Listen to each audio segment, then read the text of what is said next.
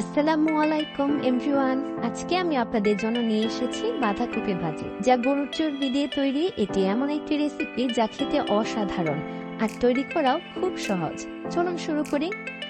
প্রথমেই কুচি করে নিয়েছি বাঁধাকপি এবং গরুর চর্বির সাথে আমি কিছু সলিড গোস নিয়েছি, ছোট ছোট পিস করে দিয়েছি। যে পর্যায়ে আমি দিব কড়াইয়ে তেল, সরিষার তেল দিয়ে দিব তেজপাতা, দারচিনি, পেঁয়াজ কুচি দিয়ে আদা রসুন বাটা এবং জিরা বাটা মিক্সড করে নেব। অল্প একটু পানি মিক্সড করে নেব যাতে কড়াইতে পুরা না লেগে যায়। এই পর্যায়ে আমি দিয়ে দিব 2টি এলাচ, 2টি লবঙ্গ। এরপরে দিয়ে দিব পরিমাণ মতো লবণ, হলুদের গুঁড়া, মরিচের গুঁড়া, ধনিয়া গুঁড়া 1 টেবিল চামচ দিয়ে নাড়াচাড়া করে মশলাটা ভালোভাবে কষিয়ে নিতে হবে।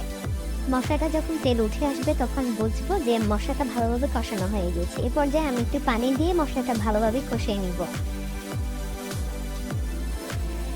মশলাটা যখন কষানো হয়ে যাবে এ পর্যায়ে আমি চিড়ে রাখা কিছু কাঁচামরিচ দিয়ে দেব কয়েকটি। দেখুন আমার তেল উঠে চলে এসেছে।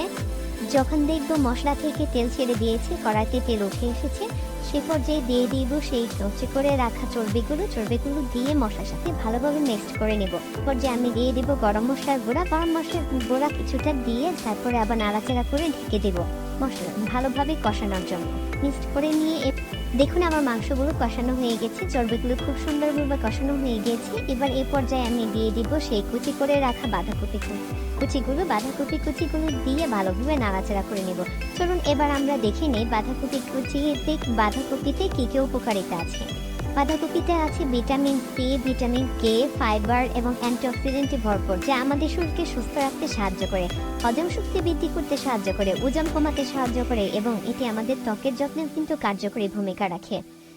এটি ইমিউন সিস্টেমকে শক্তিশালী করে। চলুন এবার রেসিপিতে ফিরে যাই। এবার এটিকে ভালোভাবে নাড়াচাড়া করে ঢাকনা দিয়ে রেখে দিব 10 মিনিটের জন্য। 10 মিনিট পরে ফিরে আসছি আবার। ফিরে এলাম 10 মিনিট পরে। দেখুন 10 মিনিট পরে এই কালারটা কি সুন্দর এসেছে। এটিকে একটু নাড়াচাড়া করে আমি আবার 5 মিনিটের জন্য ঢাকনা দিয়ে ঢেকে দেব। এর মাঝখানে আপনাদের বলে দিই, আমার রেসিপি যে ট্রাই করবেন অবশ্যই আমাকে কমেন্ট বক্সে একটু জানাবেন আপনাদের কাছে কেমন লেগেছে। দেখুন কড়াই থেকে তেল ছেড়ে দিয়েছে, রান্নাটা হয়ে গিয়েছে। কি সুন্দর কালার, যেমন লোভনীয় দেখতে তেমনই কিন্তু সুস্বাদু, অসাধারণ খেতে। এবার গরম গরম পরিবেশনের পালা। এটি গরম ভাত, রুটি, পরোটা যার সাথে এটা খাবেন দুর্দান্ত। একবার ট্রাই করে দেখবেন। আপনাদের কাছে আমার একটা রিকোয়েস্ট, আপনারা অবশ্যই আমাকে লাইক, কমেন্ট, শেয়ার করে আমার পাশে থাকবেন। আজকের মতো বিদায় নিচ্ছি। আল্লাহ হাফেজ।